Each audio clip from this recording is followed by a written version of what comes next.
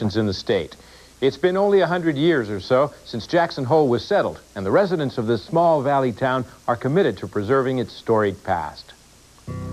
Bordered by the majestic peaks of the Teton mountain range, Jackson Hole is a valley 60 miles long and 20 miles wide. Fur trappers and mountain men in the 1800s called any mountain valley a hole. Legend has it that fur trapper David E. Jackson claimed this territory, hence the name. Pam and John Mortensen came here 30 years ago and fell in love with the place and with each other. In the 1980s, they were living in Salt Lake City, but were looking to move to the Jackson area for a quieter life. We just couldn't find anything that we liked or could afford or whatever, and we had just returned home, and I don't even think we were home half an hour, and the phone rang, and it was my brother who lives up the road here, and he said, "What are you planning to do tomorrow?" And I said, "I don't know, I guess unpack. You know, we've been up there for 3 weeks or whatever." He said, "No, I think you're going to get back in the car. I found your home." John's brother hadn't found just any home. He had found a historic home, the oldest surviving structure in the nearby town of Wilson. The home was built in 1912 by one of the area's first settlers, Robert Lundy, an entrepreneur who ran a grocery store across the street. Pam and John were intrigued with the history of the house and the possibility of restoring it. Among the things that I think attracted us so much about this property was, number one, Fish Creek, which is a great element to the property. It's a spring-fed creek, and the house itself just looked like it had wonderful potential. It was in terrible disrepair. The roof looked like it was going to fall in. Nevertheless, Pam and John bought the house that same day. Then they met their next-door neighbor. The person that turned out to be our next-door neighbor was head of the local fire department, and he walked over, congratulated us on our purchase, and said that he was sure we'd be building a fancy new home, and he would like the opportunity to do a controlled burn as we destroyed the home. And I looked at him and smiled, and I said, "Well, we're not going to destroy it. We're going to restore the home." The first order of business for the Mortenses was fixing the leaking roof. They pulled the old shingles off and installed a new roof made of steel. Next, they tackled the exterior paint.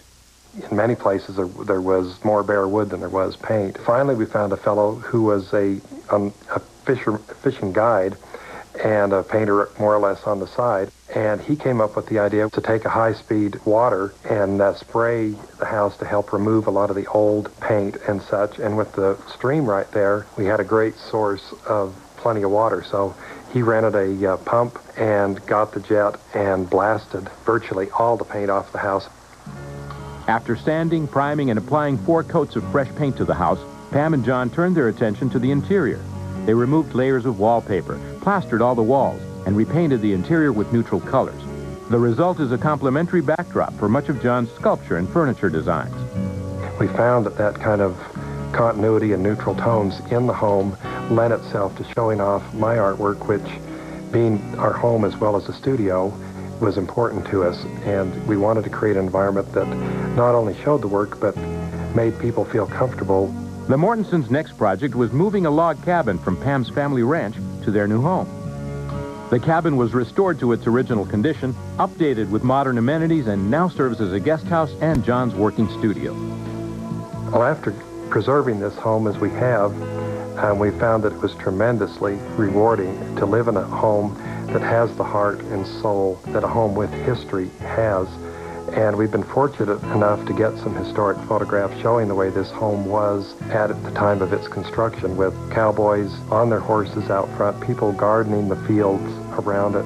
And you get a real sense of the history that you are now a part of and someone else will look back upon. The 1912 Lundy house, the old-timer in town, has been restored and lovingly brought back to life. For Pam and John Mortensen, life is good at home in Wyoming. Next, we're headed to central Wyoming, to the town of Douglas, where a couple moves rather unexpectedly into town and saves a turn-of-the-century home when Restore America continues. The restoration projects that are underway in America are as varied and unique as the people doing them. But there is, perhaps, one shared feeling among the initiated. Once you're bitten, there's no turning back. David and Glenda Edwards certainly never dreamed they would ever take on a restoration project, let alone move to Wyoming. But in 1993, they did just that. David, a retired Navy captain and native of Wyoming, and his wife Glenda were happily settled in Escondido, California, when David's elderly father became ill.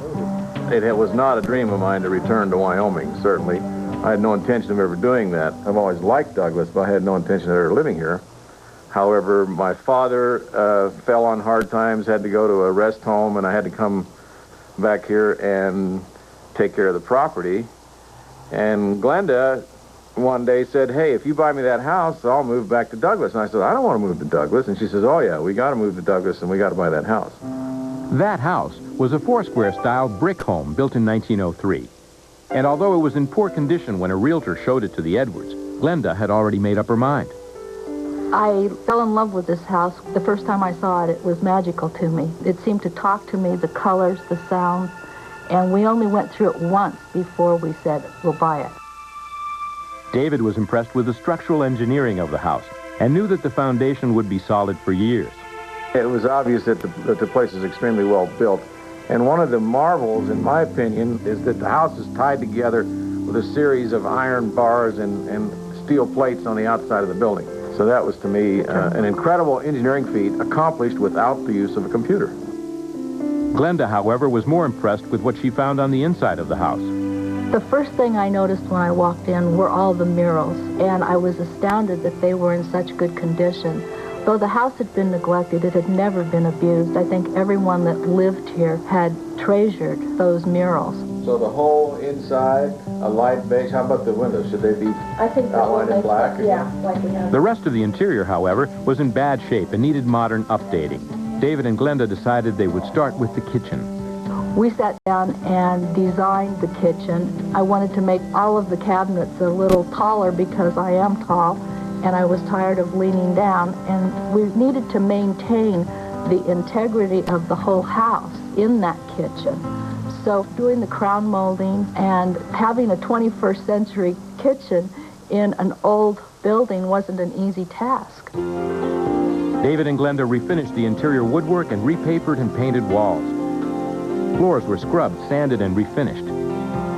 While Glenda oversaw the restoration of the home's interior, David turned his attention to the exterior. Water was leaking into the basement, so David dug a trench in the backyard to direct it away from the home's foundation. Remarkably, the brickwork on the exterior was in excellent shape and had weathered many Wyoming winters. There was, however, an area off the back of the house where the bricks had collapsed.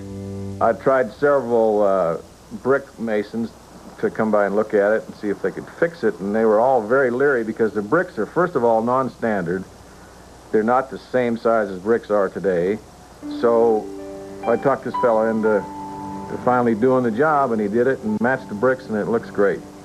So it saved that back part of the house back there. With the restoration of the house complete, Glenda and David can now sit back and enjoy their retirement years in a new home and in a new hometown. I'm really attached to this place. Though I'm a native of Southern California, I'm in Wyoming for the rest of my life. I just love it. Although Wyoming has a young history, the people in the cowboy state are committed to preserving the spirit of the pioneers for generations to come. We've seen it on ranches and in towns like Rawlins, Douglas, and Wilson. I'm Bob Vila. Join us again as we showcase another state and celebrate communities and the people in them working to restore America.